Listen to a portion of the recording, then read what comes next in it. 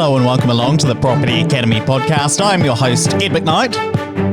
And I'm Andrew Nichols. And today on the show, we're going to be talking about how is the property market operating while we are all under isolation, while we're all in isolation. This is a really hot topic at the moment. And I note that Tony Alexander, independent economist who appeared on the show only a couple of weeks ago, actually, he recently did a survey of 240 real estate agents and mortgage brokers and had 53 detailed responses about how the market is operating while under lockdown and what's actually happening out there. So we're going to summarize this for you because it makes for really interesting reading because there are different segments of the market that are operating and reacting differently. First of all, first home buyers are exiting the market. Some of them have been hit hard by the decreases in the share market. And so if you've got $20,000 or $30,000 in KiwiSaver and that's just dipped by 20% odd, and you've lost $6,000 or something along those lines in a very short space of time, then you may no longer be able to be active in the market. And so we're seeing some first home buyers holding off. The other thing that's really interesting is some banks are treating income at the lower rate. So if your job is currently paying you 80% of your income or you're just getting paid the government subsidy, then the banks are treating that as your income, not what you're actually contracted to receive, because they can't prove that you're actually going to earn that again because we don't know when the lockdown is going to be lifted. So some people are having their mortgages reviewed and analysed at significantly lower income than what they would actually usually earn. And that's meaning that they're not able to borrow as much or be approved for as much in this time frame, and so aren't able to be active. And I think the other thing that's kind of obvious to say, but worth saying anyway, is obviously none of us can get out and look at open homes. And so the property market is much quieter anyway, right at the moment. But what we are seeing is that some larger investors are tapping their real estate agents on the shoulder and saying, hey, do you have any deals that I can look at now? It's probably a good time to see if I can get a good deal out in the market. So we're seeing first home buyers being a bit wary of the market. We're seeing really experienced investors looking to get into the market. So a bit of difference there. The other thing is that smaller investors, mum and dad kind of investors who own a couple of residential investment properties, they're really worried at the moment about not receiving rent because they still have a mortgage that they're going to need to pay unless they go and do the mortgage holiday.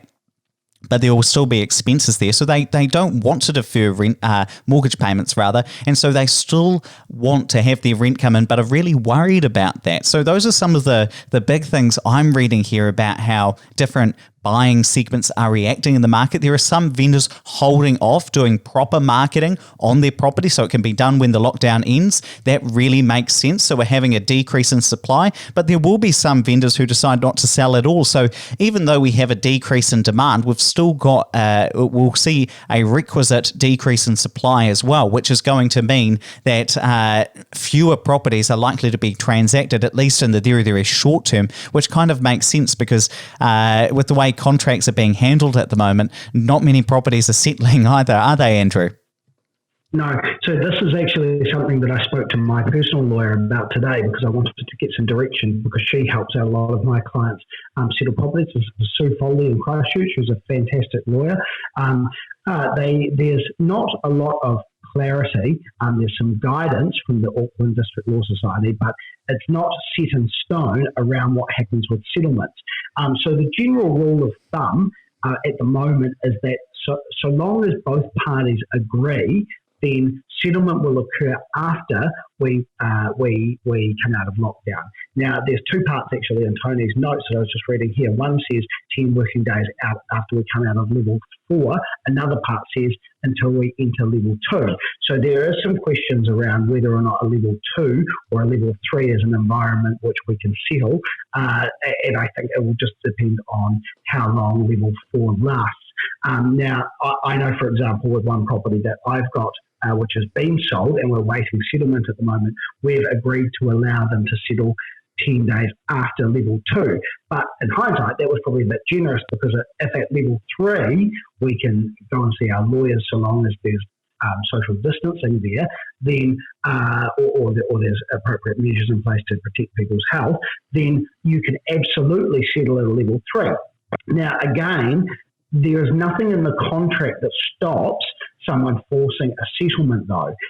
However, there is probably, because this is an unprecedented situation, there is probably some goodwill that would be had if a developer has got someone that's due to settle, or a vendor's got someone that's due to settle, giving them the appropriate time to do the checks and the necessary steps that would happen had we not been in a lockdown. For example, normally speaking, before you settle, you would do a pre-inspection. So you'd make sure, pre-settlement inspection, to make sure everything is as per what you agreed to in the contract.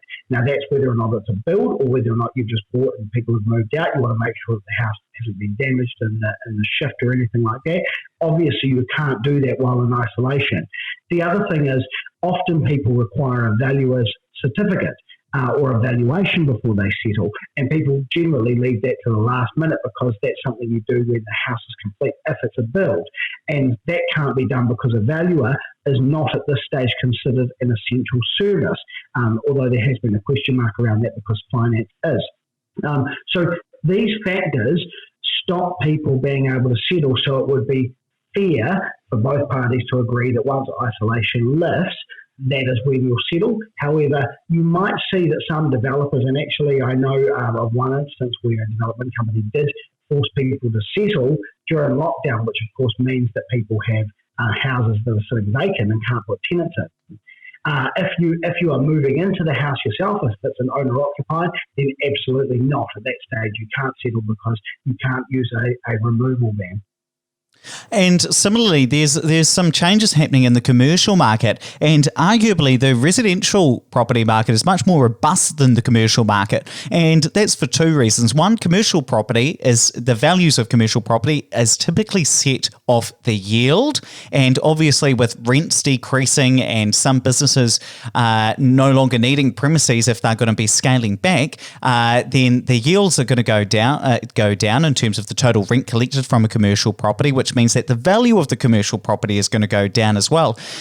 So there's one hit there, but the second hit, which I kind of intimated, is that some businesses, if they do unfortunately fail, are no longer going to need premises, and so there may be a contraction in the number of people who actually need commercial properties. There's going to be a decrease in demand, which is going to hit rents as well, which again is going to hit the value of those commercial properties. So I can understand that commercial landlords are going to be much more worried than residential landlords, because everybody, no matter what happens, is still going to need places to live, but businesses that are no longer in business no longer need their premises. So that's going to be quite worried for commercial property investors as well. And I know one other thing is that some banks have indicated, when looking at lending to businesses, have said that they have no interest in lending to property developers, property speculators, or construction companies. And that's because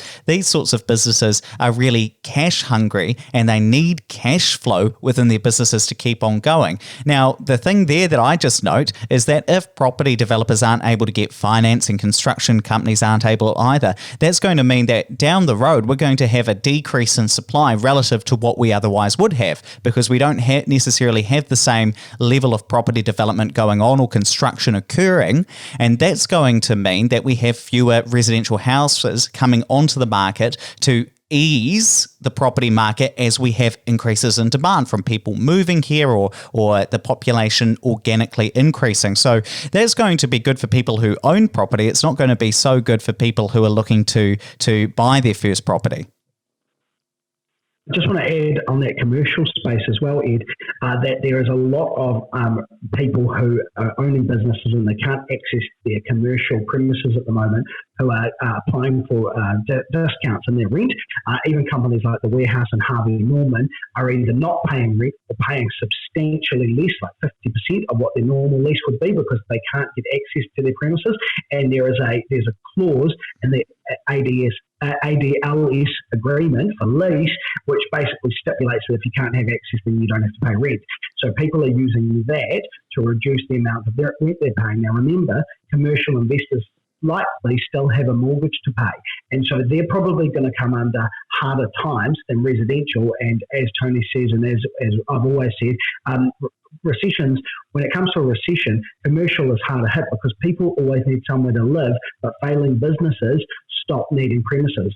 Yes, and that clause in the standard Auckland Law District Society contract actually came about because of the Canterbury earthquakes. You remember that, Andrew? Absolutely, completely, because I remember getting relief on our lease.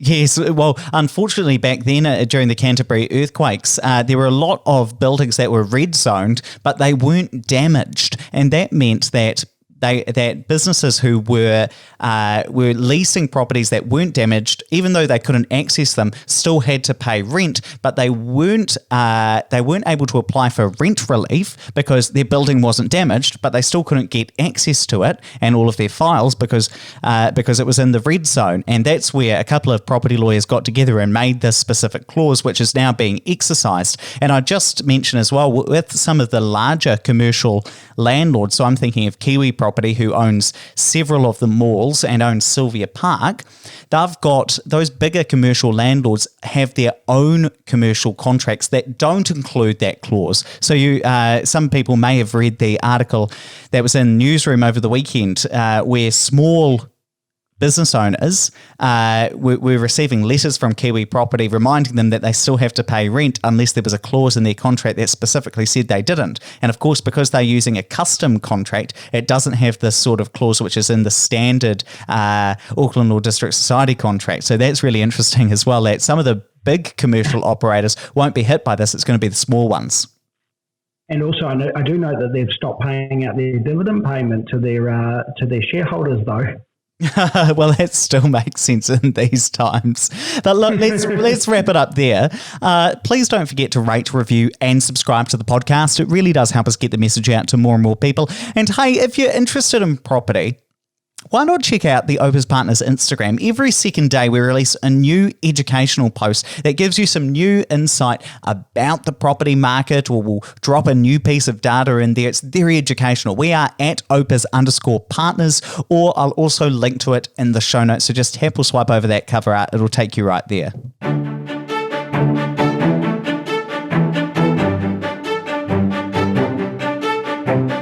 Thanks for listening to the Property Academy podcast. I am your host, Ed McKnight. And I'm Andrew Nichols. And we're going to be back again tomorrow with even more daily strategies, tactics and insights to help you get the most out of the New Zealand property market. Until next time.